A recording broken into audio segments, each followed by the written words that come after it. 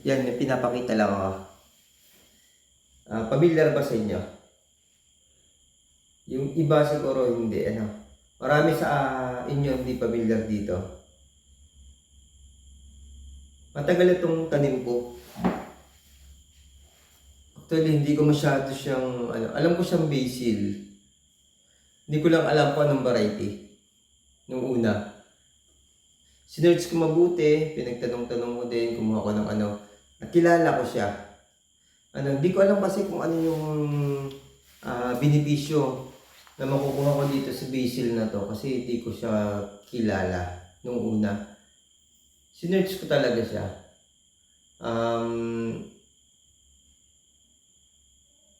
Sa lahat ng basil na naitanim ko, ito yung pinakamatatag. Actually, 3 variety yung basil na nasa akin. Una, siyempre yung pamilyar. Pag sinabi kasing basil, meron tayong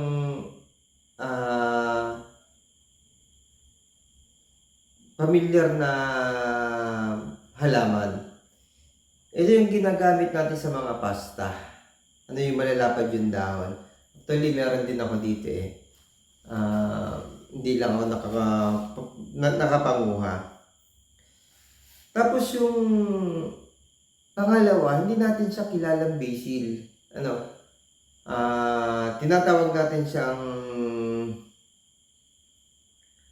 balanoy or sulasi do sa iba.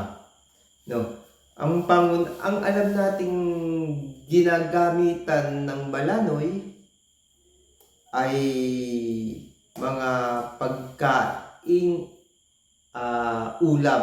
Sangkap ito sa mga ulam, lalo-lalo na doon sa mga disabaw. Iba-iba kasing klase. Tawag natin sa mga kahit isang klase lang o isang o parehas lang ang sangkap na ginagamit natin, ginagawa natin. Pero pagdating sa iba-ibang probinsya, magkakaiba ang tawag. Ano ba yung dito sa lugar namin ginagamitan nito? Sama-samang gulay ito eh. Yung talong, yung okra, dahon ng yung bulaklak ng kalabasa, minsan sinasama namin. Bulang lang, yun, bulang lang. Linalagyan namin siya ng basil o nung balanoy. Hindi siya kilala sa katagang basil. Kilala talaga siya sa balanoy. Pero sa pagre-research, sa yung balanoy pala ay isang kapamilya ng basil. Bakit pinag-uusapan natin to? At ito. Ito halos may pagkakahawig sa balanoy.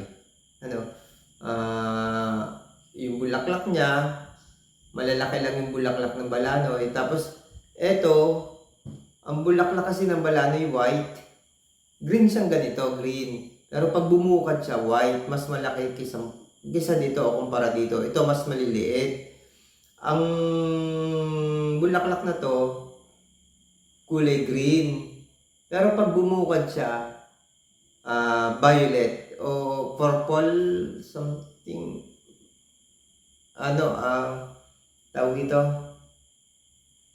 Yun nga, violet siya. Violet, purple. Yan. Wala akong nakuha ngayon na nakabukad. Ito nakaikom pa to, kulay green. Yun nga, katulad ng thumbnail, mga benepisyo.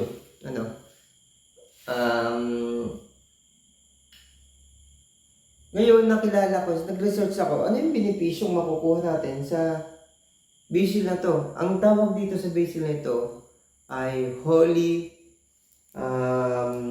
basil. Holy basil or nito?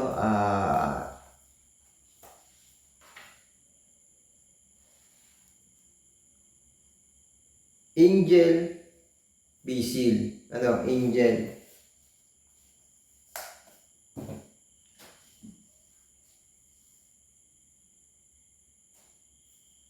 Ano ba yung benepisyo may ibibigay nito sa atin? Bakit kailangan pag-usapan natin? Bakit kailangan i-share ko?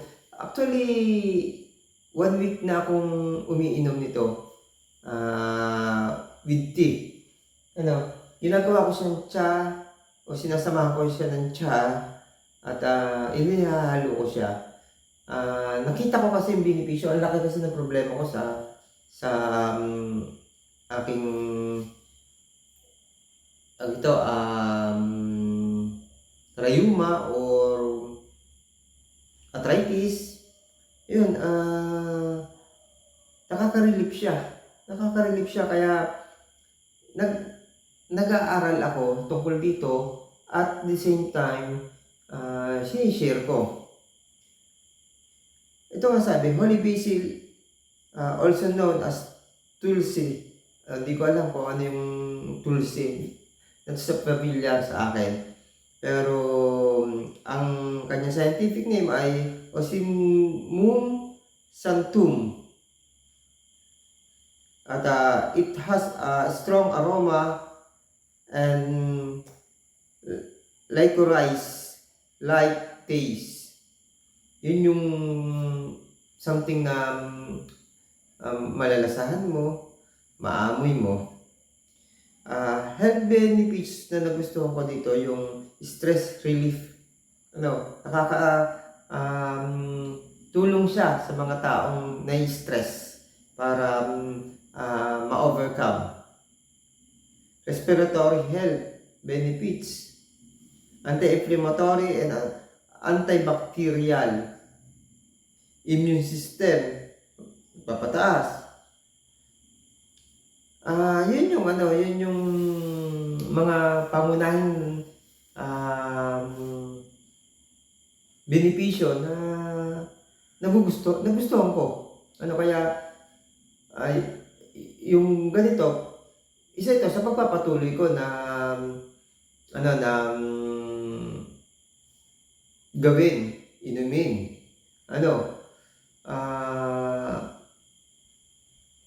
Ang tulong nito tsaka yung balanoy para sa arthritis, yung kanyang oil. Pwede mo siyang pakuluan, tapos ihaplos, yung bulaklak. Yung ganito. Ayan, ganito. Samahan mo na ng leaves. Ihahaplas mo sa mga masasakit mong arthritis. Nakakatulong naman, nakakapawi naman. Pero hindi siya instant na isang pitik mo lang, isang lagay mo lang, okay na din. Magtsatsaga tayo. Stress relief, Holy Basil believed to have calm properties and can help relieve stress. Respiratory health, Holy Basil can help open airway and clear sinuses natin. Ako, problemado ako dyan.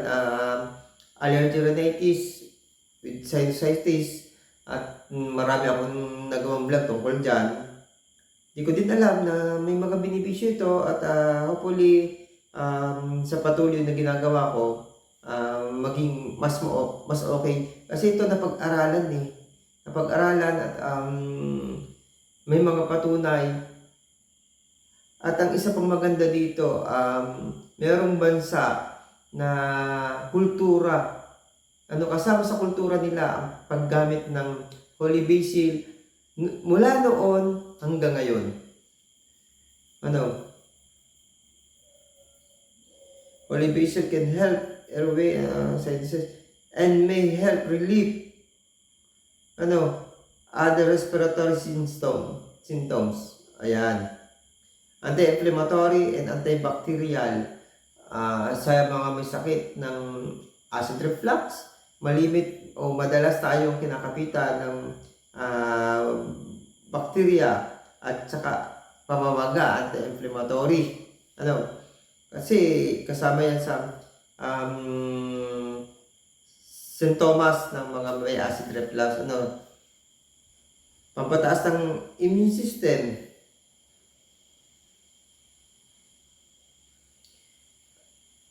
At ayon sa history ng ito, important part ito ng Indian culture. Pag sinabi natin Indian, kilalang kilala sila sa mga herbs, sa mga paggamit ng mga herbs, at ang paniniwala matibay na paniniwala at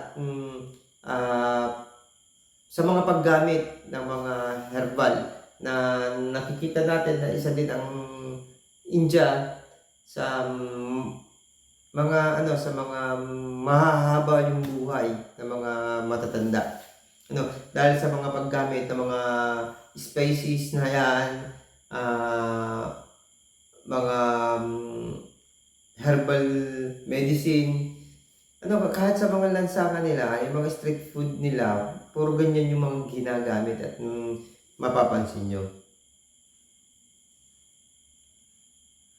Yan mga idol, isa lang ito sa mga gusto kong i-share sa inyo habang ginagawa ko. Hindi ko na kasi alam kung alin ang nagpapagaling, alin ang lubos na mas magaling magpagaling, kasi nga halos lahat ng mga mahilig kasi ako sa tea. Lahat ng mga ganyang bagay, hindi sa sinusubukan ko, ginagawa ko. Kaya hindi ko na alam kung alin doon yung talagang inano ko lang habang bago ko gawin, bago ko inumin ng mga bagay, i-research ko. Actually, napakadaming tea ang iniinom na meron ako. At ang lahat ng ito ay malaki ang tulong sa pag-detox. Ang kagandahan sa ganito, sa mga tea, na i-detox na ang katawan natin, may mga iba pang benepisyo na pampalakas ng resistensya ng immune system at pampalakas ng mga ibang part ng katawan natin. Ilang mga idol, sana kahit paano ay nakapaghatid na naman ako ng kaunting idea para sa inyo at makatulong sa mga problemang pangkalusugan na meron kayo.